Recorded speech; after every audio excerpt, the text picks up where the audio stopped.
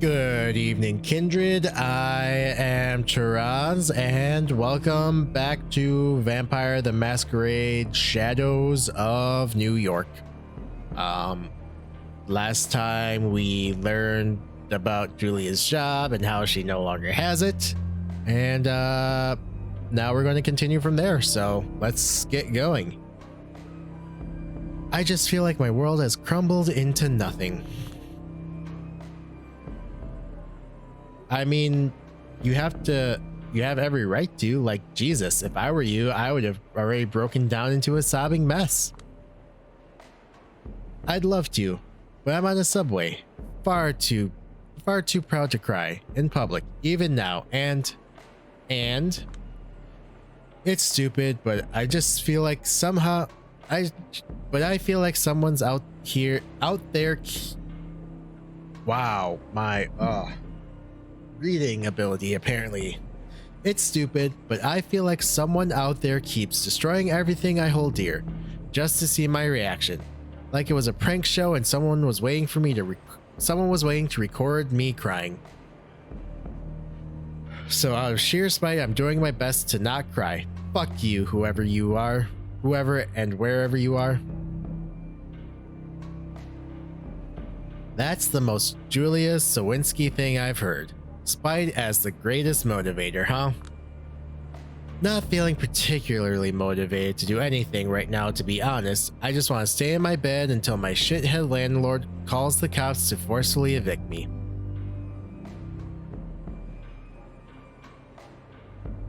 Not surprised. Shit, I know that whenever life decides to fuck you over, it's always one thing after another, but this is too much. How much is too much? Let's recap the last week of June 2019. I've been kicked out of my job, not that I've ever been hired, so let's just say my mentor broke every vague promise he ever made to me. A big thing I was working on for a year and a half went down the toilet. It's all useless. My boss didn't protect my sources properly, and now they keep trying to reach me through every possible channel to threaten me or just yell at me, and they have every right to react like that. All of my side gigs were shut down. Nobody's replying to my emails. Someone's been dragging my name through the mud behind my scene, and it worked. I still have no idea who's sending these shitty messages around. I've been asking, but listen, don't worry about it. I'm not going to stand idly by and watch you get canceled by some mean-spirited, delusional. I said don't worry about it. I have 3 unread messages from my landlord. The message previews were stressful enough.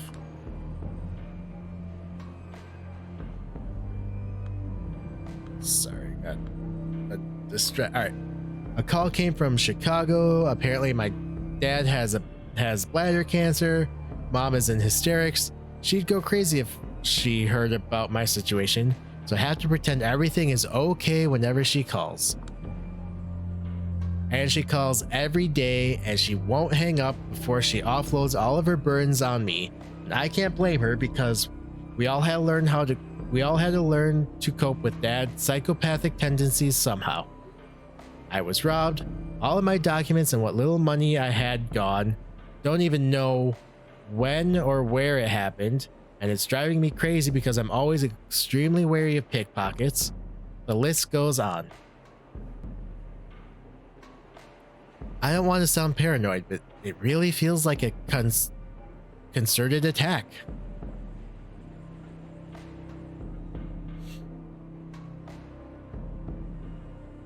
Paranoid is good. Anyway, I know you always hand wave this topic away, but just remember that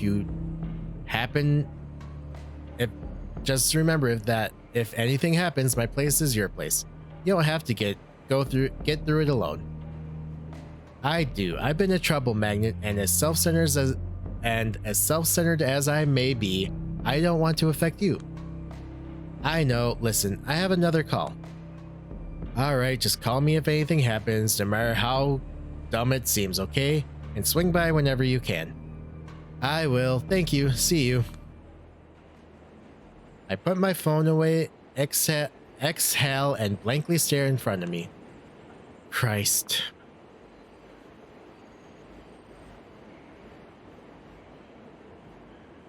I glance at my reflection in the window. Just look at this idiot.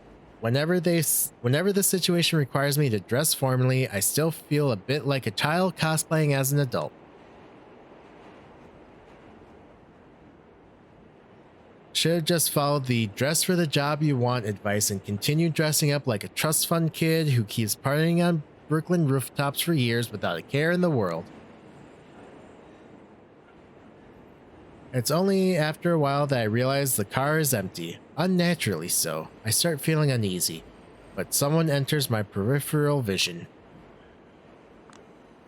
And that's the last thing I consciously register. The world dissolves. When I come to, I'm out of the subway, standing in a back alley I don't recognize. It's pretty dark. My eyes start adjusting and I try to figure out what happened.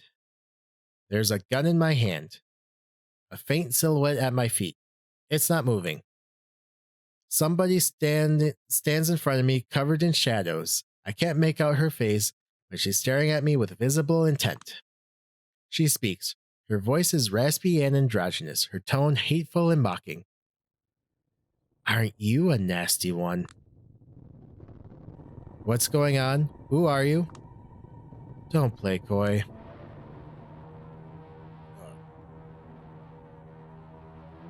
Alright. My mind goes blank.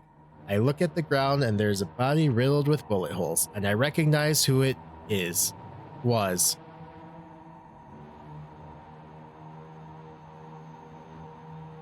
The corpse belongs to Mike Antonoff, one of the double spiral whistleblowers. My source. He was just threatening to get back at me a few hours ago. Before I can feel even the tiniest bit of compassion, I face a terrible realization. They'll think I'm guilty. Oh my god, am I guilty? How is this real? You had something to do with this, haven't you? Back in the subway. That was you, wasn't it?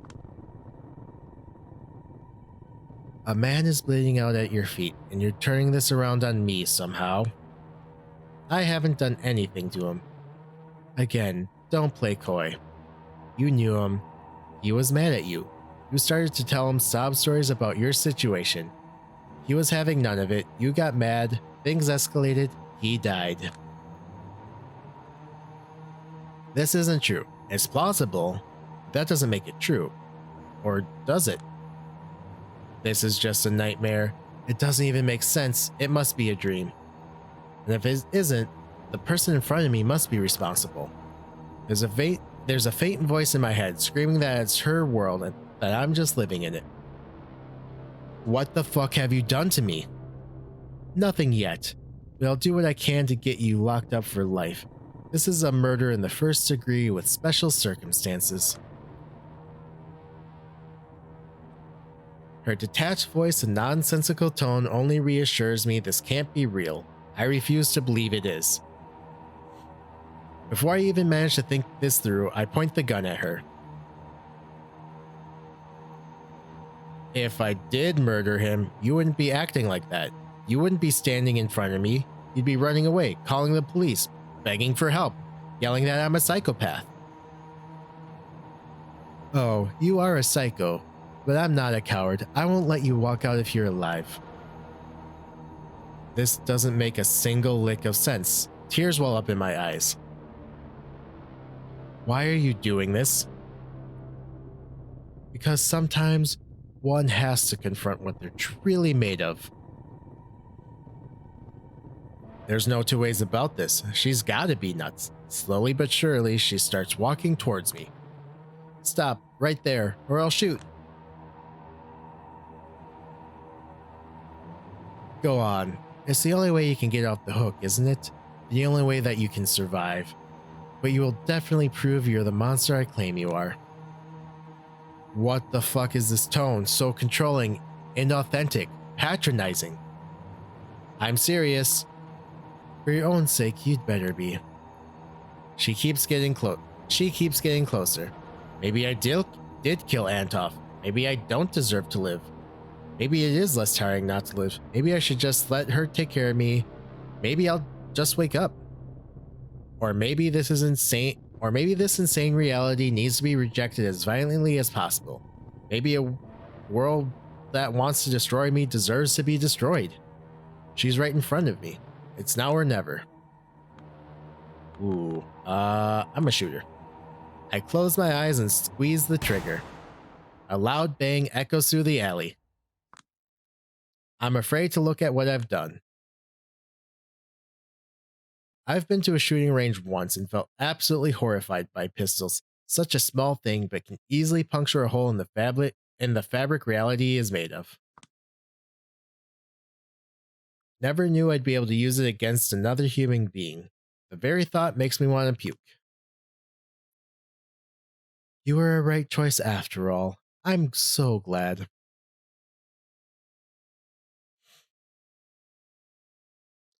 You haven't allowed yourself to break, but you've crossed the line I needed you to cross. There's a silent flame in you that I hope could become an inferno if left unchecked. I sure hope it will.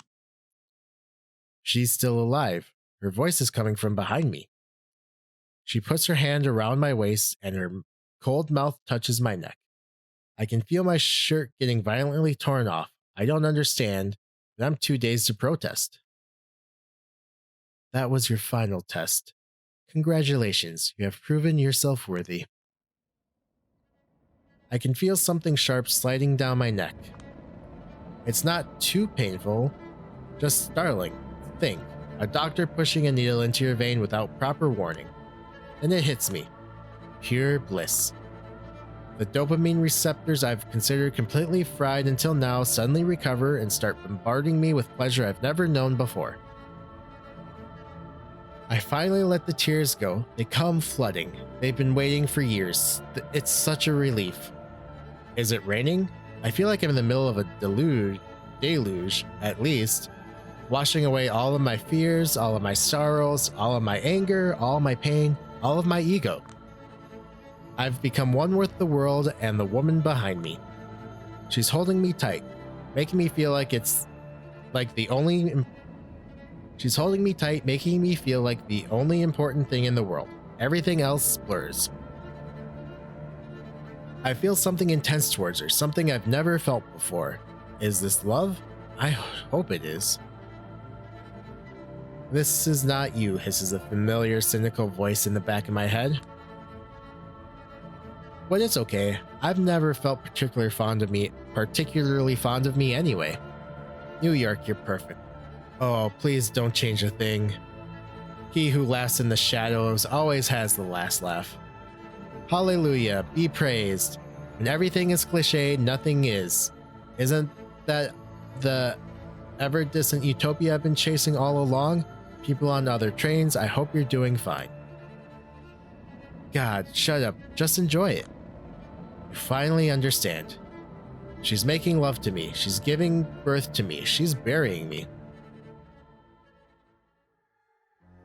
I'm pretty sure I've been dead for a while. I'm pretty sure I could stare at my own corpse in her hands from a distance for a moment somehow. And then, I'm alive again. She lifts her mouth from my neck. No, wait. I taste blood in my mouth. Was I drinking her blood too? I realize that whatever this was, it's over. And I have to bask in the afterglow while I still can. I also immediately understand that I'm going to chase this fleeting feeling for the rest of my existence. Finally, she lets out a whisper which concludes the ceremony.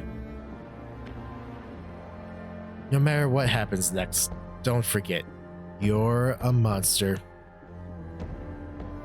But you were lucky enough to be born into a world of monsters, so don't you ever mourn that fact. Embrace it.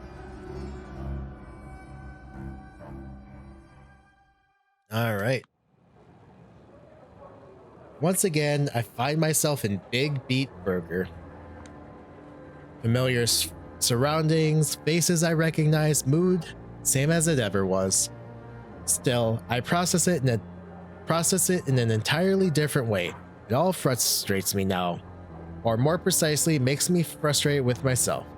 It's like I'm clinging to the remnants of a cocoon I've outgrown.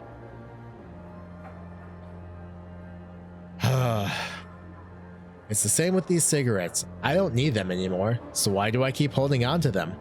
Fucking hell. It's like I refuse to accept that I'm something better than I used to be. A vampire. Alright, this game is just dumping it all onto you. 2 nights ago, I met Karen. She embraced me. By which I mean she turned me into a kindred. She calls herself my sire and me her child. Last night, she taught me the basics of survival. Drinking blood, manipulating humans, bending steel, controlling the shadows. Tonight, I expected more lessons. Instead, she just told me to go out and enjoy myself. What's the catch, I asked, to which she responded, I might kill you if you prove to be a disappointment. There are a few rules I have to uphold. The Masquerade. I can't contact anyone I knew as a human. I can't let anyone realize I'm not human anymore. I can't embrace anyone, and so on. Otherwise, I'm free to do whatever I want. But for some reason, the first thing I did was come back here. Old habits die hard.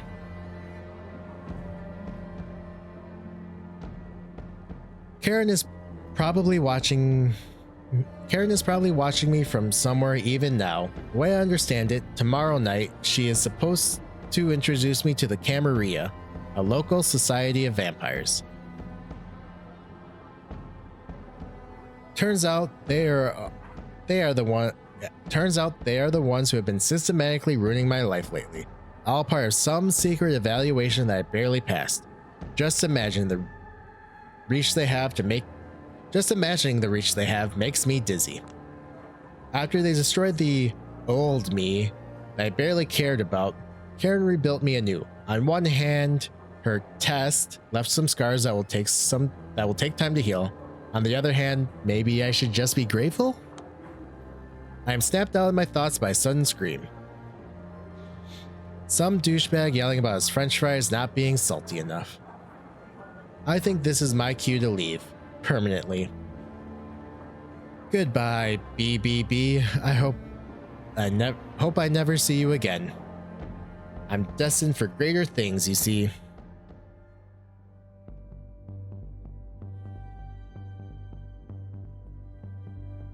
Alright, so I can go see a Tinder person. Time to swing a bit more. A meathead bullying is unfortunate thing. I probably shouldn't interfere, but alright. I will go with the flogging Molly reference because I want to swing a little more. This club reeks of death and I love it. I've been here quite a few times, but I've never seen anything this breathtaking. Everyone around me is whacked out of their minds and they keep dancing madly. The spirits dance beside them. Spectral silhouettes phase in and out of existence, becoming more visible the more intense the music grows. It looks like a bizarre ritual, a profane mass. I notice it's the voice samples the ghosts react to the strongest. The most suggestive ones cause them to appear distorted, even tormented. It's as if something was struggling to be born out of the harsh sounds, and the dead were hoping to be reborn alongside it. They're all uneasy, quivering with desire for something far beyond their reach, probably the same as when they were alive. Sometimes, the living dancers spot their dead counterparts. It's usually the most maniac ones who notice something out of the corner of their eye, if only for a split second, but they never realize what they've glimpsed. Some apparitions dance to a completely different tune. Why did I put such a long pause there? Anyway, some apparitions dance to a completely different tune than the rest of us, one only they can hear. Those seem the saddest. The spectacle is eerie, and at times it's unbearably melancholic. Above all, it's beautiful. I keep moving to the rhythm until I reach a trance-like state, and then something even stranger happens. Every now and then, when I brush against someone, a fragmentary vision appears before my eyes. A car burning on the freeway, outstretched hand in the depths of the sea, a man jumping out of a skyscraper window. Memories of the past, preventable visions of the future? I have no idea what it means, but I'm strangely eager to find out. And then there are dancers like her, ones that aren't ghosts, humans, or even vampires, but something else altogether. This new world is full of mysteries, and I plan to get to the bottom of them all. But for now, I just want to dance. Alright. We'll go on this Tinder date. He lowers his eyes awkwardly, thinking how to proceed with his rant. Good old some dude. So like, the conversation isn't really smooth, yeah? It's like, I keep throwing shit against the wall and seeing what sticks, but nothing seems to stick for long. You understand? Yeah. For sure. It's really this lack of context that's killing me about online dating. It's bad enough when a few photos in a single sentence are all you have to rely on when you start a conversation, yeah? But when a cosmic miracle finally happens and she's actually willing to keep replying to you, and she's actually down to meet up with you eventually, and you're out there sitting with her, and after 90 minutes you still don't have that shared context, just no clue whatsoever, it's like, take me out and put a bullet in my head and put me out of my misery. I hear you. So it's just one of those dates, and then like, we've been sitting here for ages, and the only thing she has a prolonged interest in is getting as hammered as possible, just one drink after another. And the more drunk she is, the more familiar she's getting. It's these little things, you know, touching my upper arm after each joke, her arm around my shoulder, her jokingly punching my waist.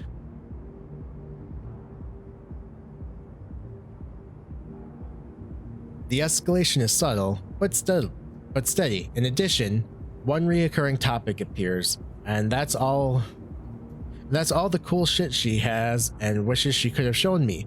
Oh, too bad. It's all back in her apartment.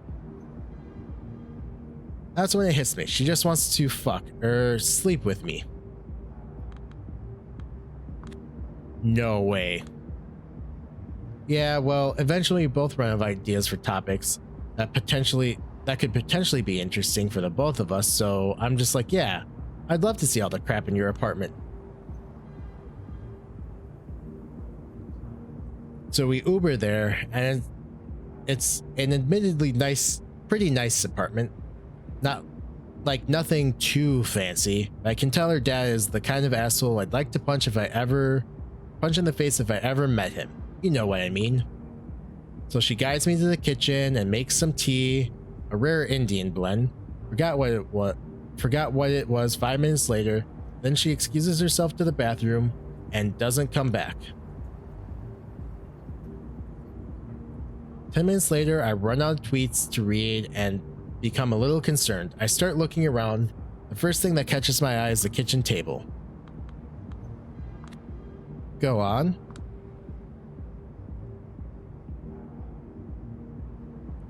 The table is surprisingly large and is covered in neatly arranged documents, like some connect the dot, investigation board, mafia conspiracy kind of thing.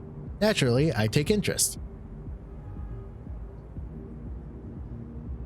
It takes me 20 seconds to process what it is. Her entire mental health history, sorted chronologically.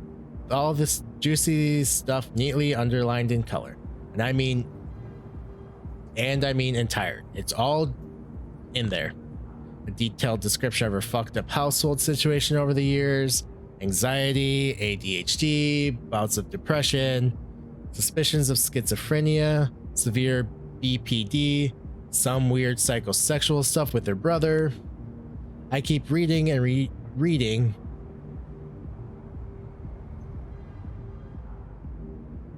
I keep reading and reading and remember what I said about throwing shit against the wall and seeing what sticks. I'm dead certain that's how her shrink went about diagnosing her. She finally comes out of the bathroom like an hour after she went in.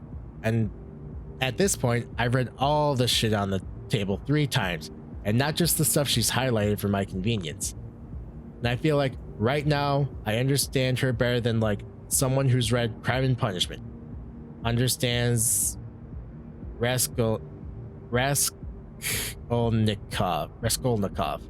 Man, I'm really good at butchering words, but not reading them. Anyway, I'm not happy about that, like, at all. You know what I mean?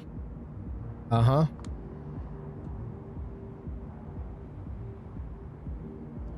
She walks in with a cheerful hi. I responded with a slick, all good.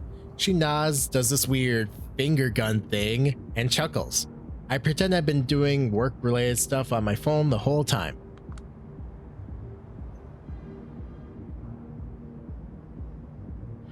The small talk starts. A minute in, she casually picks up one of the documents on the table, and she starts doing like these super obvious body language cues that are all like, "Oh no, how did these get here?" I'm practically dying inside. Oh, excuse me. But I put on my cool face and make it look like I'm not here. Sorry, gotta reply to my boss. Yeah. He's working 24/7. Psycho motherfucker. Yeah, ha ha ha. She slowly collects all the documents, puts them away, and then nonchalantly asks me something about Tame Impala, while I'm feeling crushed by all kinds of trauma I've just learned about.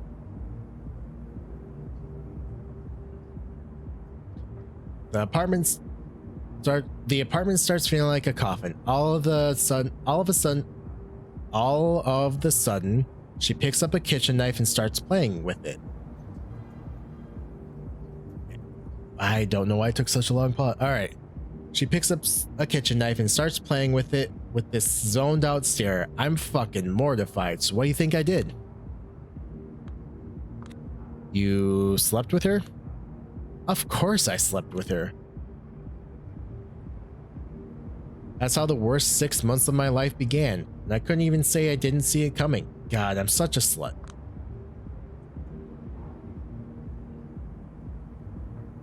He leans back and groans while hiding his face behind his palms. I look at his neck. Every vein seems so visible and impossibly alluring. I don't think I've ever looked at anyone's neck like that. I realize I feel insanely thirsty. Damn. I know. You sure took a turn. Years ago, when this rant began, it was about continental philosophy. What? Sorry, can you say that again? He's pretty drunk, barely able to focus on anything but his current train of thought. Just what I was hoping for. Years ago when this... Never mind. Listen, it's stuffy in here. I want to go out, get some fresh air. You haven't touched your drink. I mean, I would if I could. No more alcohol for me. What? No, this one's not mine. I mean, some dude bought it for me, but I don't want it. He scans the room with a death stare, looking for the guy who did it, not realizing his best chance of finding him is in a mirror. Then, he drinks like half of my glass at once while looking around, as if he was hoping to prove his dominance over an unseen enemy. Okay, after you. We're walking across a mostly empty street. He's focused on keeping upright and walking in a straight line. I'm focused on finding a good spot where I can drink him up. You seem like bad news. Oh yeah? So why don't you just leave me alone? Determinism, I guess. I roll my eyes, and that's when I notice it. A deep, underlit stairwell. I look around and realize there's no one around. This is my chance. I immediately yank him downstairs. It's almost pitch black, but I can still see his face. He doesn't seem shocked, it's more like awkwardness. Now listen, it's not that I never wanted to do this sort of thing in public. Quite the opposite. It's just that I need a certain degree of comfort to perform at optimal levels. Oh, shut up.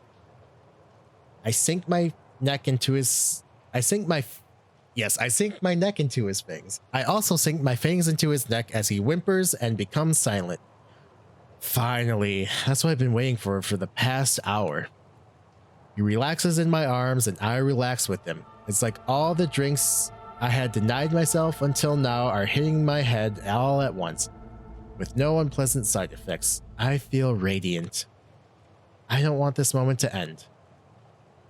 But it has to. I drop his body to the floor and lick the wound close, just the way she taught me. His pulse is faint but steady. He reeks of booze. If anyone finds him there should be no suspicion.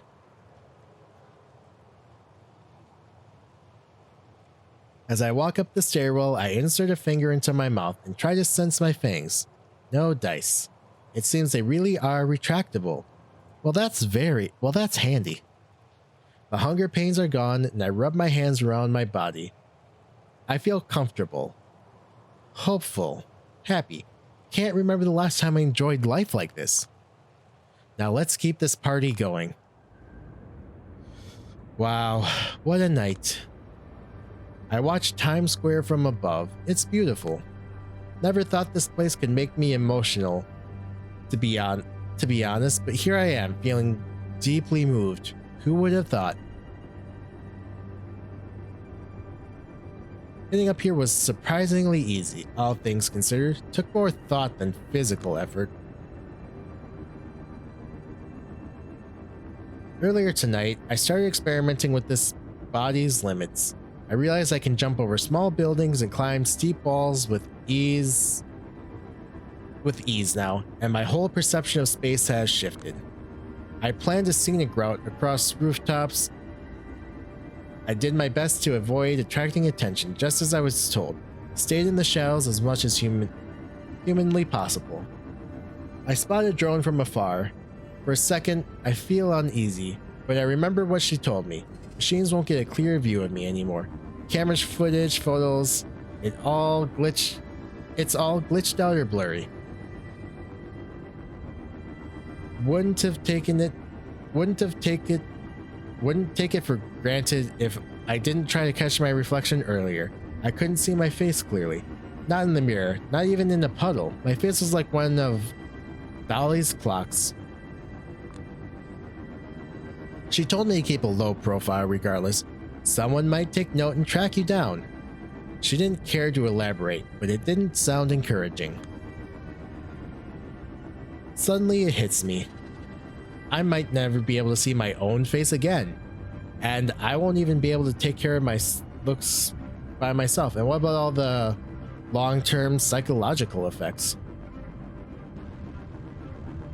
A knot of anxiety tightens in my stomach. Jesus. This is probably just the tip of the iceberg. What else is going to change? Calm down. Wait a second. These past few nights have been the best of my life. For years, I was on a downward spiral, failing health, no future, a feeling of overwhelming powerlessness. Now everything's been flipped upside down, a total paradigm shift. A bad ending is no longer the only option. I'm actually looking forward to tomorrow. I forgot how that feels. Where it used to stand at a mere seconds to midnight, the doomsday clock has